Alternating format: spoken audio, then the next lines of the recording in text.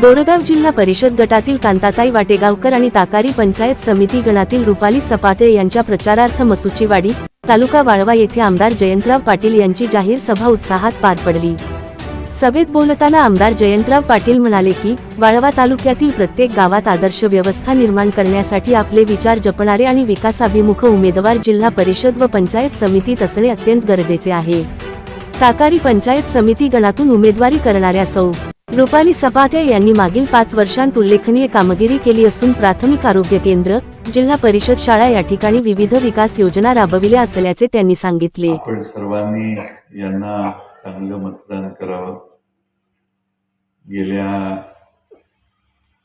आपल्या सगळ्या 5 वर्षाच्या कालखंडात रुपाली सपाटे यांनी अतिशय चांगलं काम, संपर्काचं काम असो, कोरोनाच्या काळात असेल, पूरग्रस्तांच्या वेळचं काम असेल किंवा त्यानंतर शाळेमधल्या सुधारणा, प्राथमिक आरोग्य केंद्र, उपकेंद्राला भेटी देणं, एक जागृत सदस्य म्हणून त्यांनी चांगलं काम केलं। मगाशी त्यांनी भाषण केलं आणि त्याचबरोबर सर्वांची त्यांच्या गावात आणि सर्व गावात संमती त्यांच्या उमेदवारीला आहे आणि म्हणून आपल्या सर्वांचा पुन्हा एकदा त्यांना आशीर्वाद आम्ही सगळे मागतोय। दुसरं म्हणजे आमचे शिवाजीराव महाराजांनी ठरवलेलं आहे की आपण इथनं पुढं पूर्ण मोकळेपणाने 24 तास नागरिकांना मतदारांच्यासाठी देऊ आणि नागरिकांचे प्रश्न सोडवण्याचा व्यवस्थितपणाने प्रयत्न करू।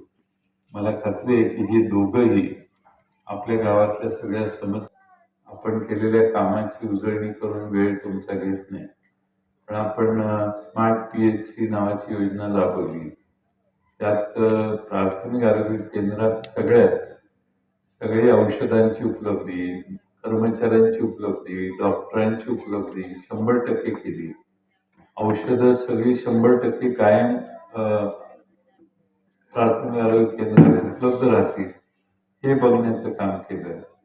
त्यामुळे जिल्ह्यातल्या सगळ्या प्राथमिक आरोग्य केंद्र एका विशिष्ट दर्जाला आलेत। राज्य सरकारही म्हणते की ही अशी आदर्श योजना ही राज्यातही लावायला हरकत नाही। त्याच पद्धतीनं आदर्श शाळा म्हणून मॉडेल स्कूलची कल्पना राबवली। जिल्ह्यामध्ये 700-750 शाळा झाल्या आहेत की ज्यामध्ये शाळांच्या इमारती दुरुस्त केल्या, नव्या केल्या, फरशी काढून नवीन बसवली, खिडक्या नवीन बसवल्या, दारं खिडक्या नवीन बसवताना फळेही आधुनिक पद्धतीने बसवले। काही गावामध्ये तर टेलिव्हिजन मधून रिमोट याने बाहेरून शिकवणारा कोणी असेल तर ती सुविधा त्याच्यावर उपलब्ध करण्याचा प्रयत्न केला।